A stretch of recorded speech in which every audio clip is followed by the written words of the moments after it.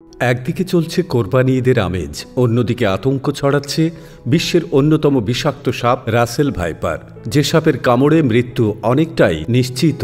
কিন্তু কেন এত ভয়াবহ এই সাপ? কি এমন আছে এর বিষে?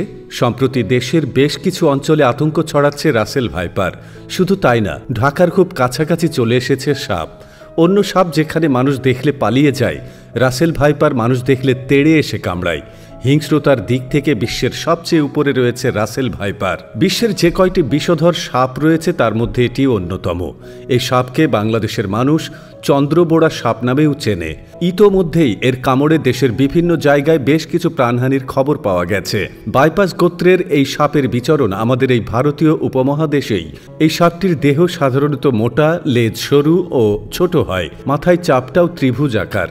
সাপটির গায়ের রং গাঢ় বাদামি রঙের, অনেকটা শুকনো পাতার মতো, আর এজন্যই সাপটি খুব সহজেই শুকনো পাতার আড়ালে নিজেকে লুকিয়ে ফেলতে পারে। এর জিহ্বার রং বাদামি অথবা কালো হতে পারে।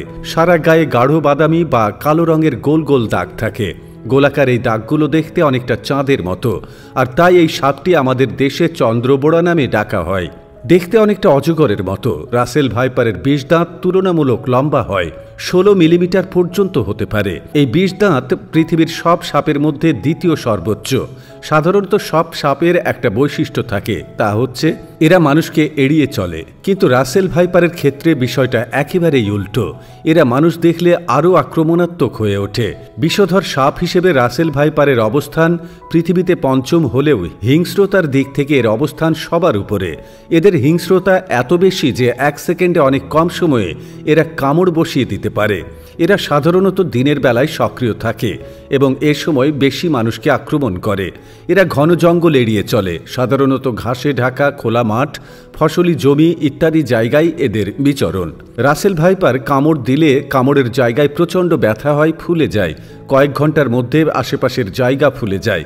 বিভিন্ন মেডিকেল জার্নাল থেকে জানা যায় যে রাসেল ভাইপার কামড় দিয়ে 72 ঘন্টার মধ্যে রোগীর মৃত্যু হয়। তবে বেশিরভাগ ক্ষেত্রেই যদি এই সময়সীমার মধ্যে অ্যান্টিভেনম চিকিৎসা শুরু করা যায়, তবে হয়তো রোগীর জীবন বাঁচানো সম্ভব। বিশ্ব স্বাস্থ্য সংস্থার প্রতিবেদন অনুযায়ী আমাদের দেশে বছরে অন্তত 5,80,000 মানুষকে সাপে কামড়ায়, যার মধ্যে অন্তত 6,000 মানুষ মৃত্যুবরণ করেন। আর গত কয়েক মাসে দেশের বিভিন্ন অঞ্চলে, এমনকি ঢাকার আশেপাশেই দেখা গেছে রাসেল ভাইপার। এদের কামড়ে ইতিমধ্যেই বেশ কিছু মানুষের মৃত্যু হয়েছে।